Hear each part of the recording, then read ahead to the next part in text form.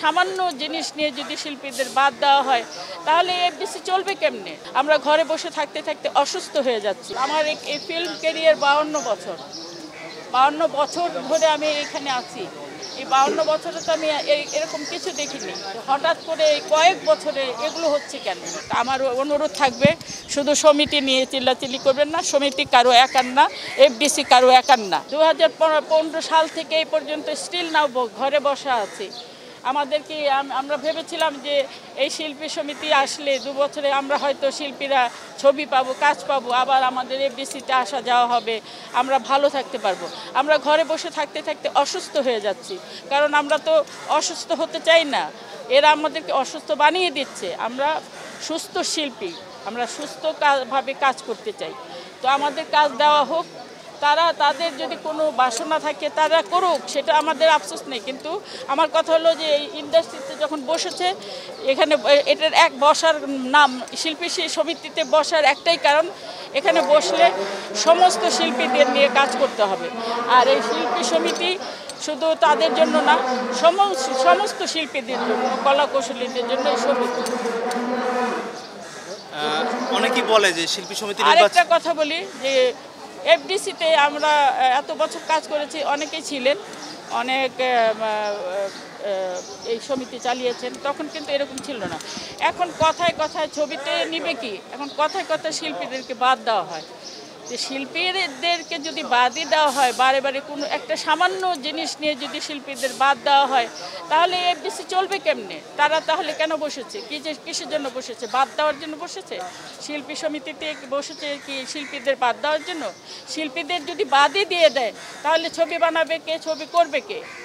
তারাই করবে শুধু, আর কেউ করবে না।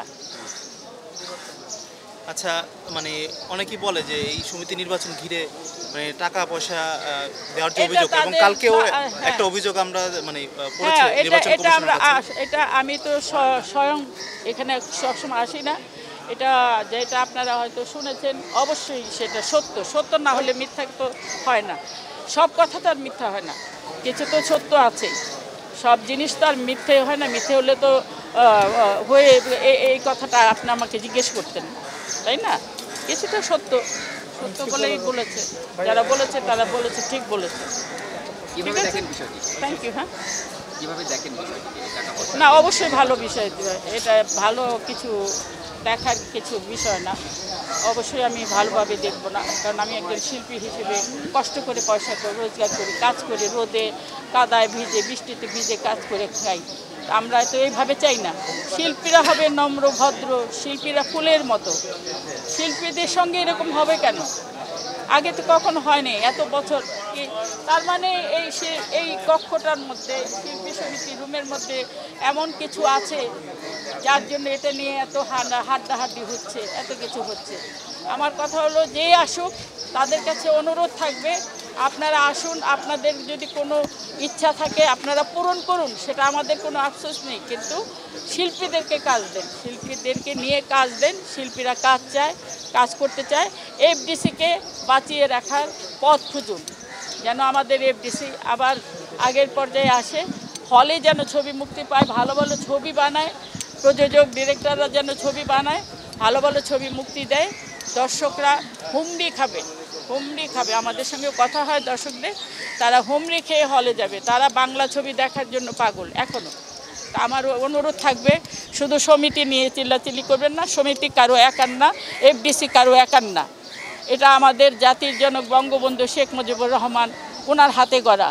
উনি ফিল্ম আর্টিস্টদের এত ভালোবাসতেন, ওনার ভালোবাসাতেই এফডিসি গড়ে উঠেছে। সেখানে কাদের জন্য করেছে? শিল্পীদের জন্য করেছে। আমাদের মাননীয় প্রধানমন্ত্রী শিল্পীদেরকে এত ভালোবাসেন যে আমরা কখনো এটা ভাবিনি।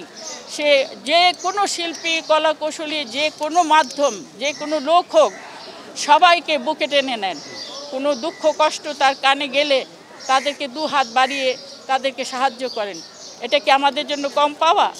এটা তো মাননীয় প্রধানমন্ত্রীকে ধন্যবাদ দিব যে উনি আমাদের দিকে সবসময় সুন্দর একটা দৃষ্টি দিয়ে দেখেন, শিল্পীদেরকে এত বেশি ভালোবাসেন যে আমি জানি এই যে হট্টগোল হচ্ছে, এই যে হচ্ছে, আস্তে আস্তে এগুলো ঠিক হয়ে যাবে। এটার দিকেও নজর দিবেন, ভালোভাবে নজর দিচ্ছেন। উনি তো একটা কাজ নিয়ে বসে থাকেন না, নজর দিচ্ছেন। তবে আপনারা নিশ্চিন্তে থাকেন, দেখি এবার পাশ করার পর আল্লাহ কি দেখায়, কি দেখি আর কি দেখার বাকি আছে এটুকু দেখবো আর কি। পরিস্থিতি ভালো ভাইয়া ভালো, পরিস্থিতি ভালো, দেখতেই পাচ্ছেন কোনো গন্ডগোল নেই, চুপচাপ শান্তশিষ্টভাবে ভোটাভুটি হচ্ছে। আর এখন বাকি ভোটগুলো হোক, হলে পরে দেখা যাবে।